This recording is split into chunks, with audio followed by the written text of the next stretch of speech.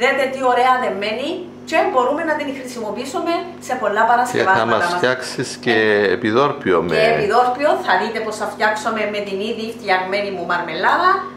Φίλες και φίλοι μου αγαπημένοι, και πάλι μαζί στην κουζίνα μου και στο κανάλι μας. Σήμερα, Μιχάλη μου, θα φτιάξω ένα πανεύκολο επιδόρπιο. Είναι τριμμένο μπισκότο η βάση, γιαούρτι και μαρμελάδα από βανίλιες που έχω φτιάξει. Ήδη φτιάχνω την επόμενη μαρμελάδα, είναι στο φούρνο. Έχω το χρόνο να φτιάξω και τούτο το ωραίο επιδόρπιο. Είναι πάρα πολύ εύκολο. Εν έχετε κάτι να κεράσετε μετά το τραπέζι, στο πι και φι όπως λέω πάντα, μπορείτε να το κάνετε και να το κεράσετε και όλοι θα το απολαύσουν. Μπορούν να βάλουν και άλλη μαρμελάδα, φανταζόμαι. Ό,τι μαρμελάδα θέλουν μπορούν να βάλουν. Εγώ και μέλι μπορείς να βάλεις. Εγώ θα βάλω την ωραία μαρμελάδα του φούρνου με βανίλιες. Ουσιαστικά γιατί είναι ευκολία. Βάλεις τα στο φούρνο, δεν είμαι τώρα εκεί στον γκάζι να ανακατεύω φίλες μου. Είναι στο φούρνο, δέστε την εδώ και ψήνετε. Και εγώ τώρα κάνω κάτι άλλο, κάνω έναν επιδόρπιο. Μπορεί να κάνω τούτο το ψωμί μου, μπορεί να κάνω το carrot cake μου. Αυτή γίνεται. Και όταν είναι η ώρα θα πάω να την κοιτάξω. Είναι πολύ σημαντικό να αξιοποιούμε σωστά το χρόνο μας. Είναι μια ελεύθερη συνταγή, θα πω αναλογίες, διότι μπορεί να την βάλετε σε πιο μεγάλα μπολάκια. Εγώ θα τα κάνω σε τούτο. Είναι ωραίο όμως τούτο μικρό το μπολάκι, μετά το φαγητό να το προσφέρεις.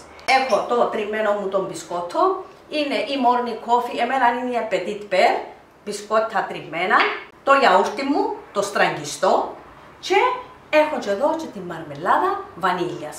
Βανίλιας, δαμάσκηνα, μπορεί να έχετε χρυσόμηλα, έχω συνταγή πως κάνω με χρυσόμηλο, έχω μεσίκο, έχει μεγάλη ποικιλία φίλες μου, αναζητήστε τα από την Ελίζα. Και τα δείχνεις όλα με κάθε λεπτομέρεια που και ο πιο άπειρος θα τα καταφέρει. Ακριβώς. Και θα αγαπήσει την κουζίνα. Έτσι είναι. Τώρα φίλες μου παίρνω τον μπολάκι μου, να βάλω τον μπισκότο μου από κάτω. Περίπου ένα κουταλάκι στο καθένα. Ένα κουταλάκι, όσο θέλουμε. Ο καθένας θα βάλει όσο θέλει. Όσο θέλει, μια ελεύθερη συνταγή. Να κάνουμε και καμιά χωρίς δοσολογίες, Μιχάλη. Πολύ και ωραία. Και όπως λέω πάντα, άμα μου αρέσει κάτι, όσο εύκολο και να είναι, να σας το δείξω σε εσάς. Διότι είναι εύκολο για εκείνον που το γνωρίζει. Για όποιον δεν το γνωρίζει, σίγουρα είναι σημαντικό να έχει όλες τις πληροφορίες. Πήγα το μπισκότο. Τώρα να μπει στο στραγγιστό μου το γιαούρτι και το φορμάρω έτσι όμορφα, να είναι ελκυστικό, ωραίο. Άρα βάλεις πρώτα σε όλα τα μπολάκια το τριμμένο μπισκότο, θα βάλεις τώρα σε όλα το γιαούρτι. Πάει να μοιάζει με cheesecake. 2 κουταλάκια έτσι γεμάτα στο κάθε μπολάκι, αυτόν το μικρό. Είναι πολλά βολικά τούτα μπολάκια. Με στούτα τα μπολάκια φίλες μου έκανα και την κρέμα καρπουζού. Ήταν Ναι.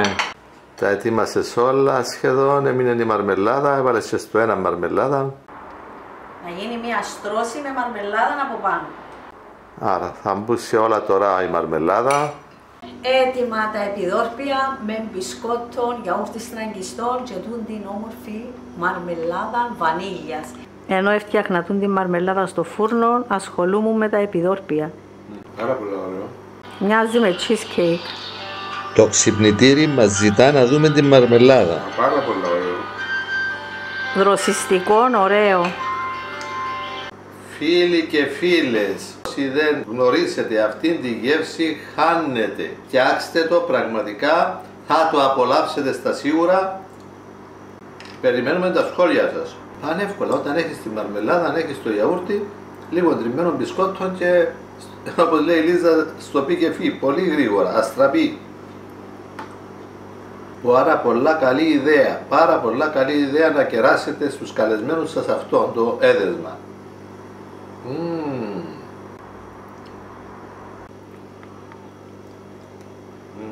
Ακόμα μια συνταγή από μένα με πολύ αγάπη.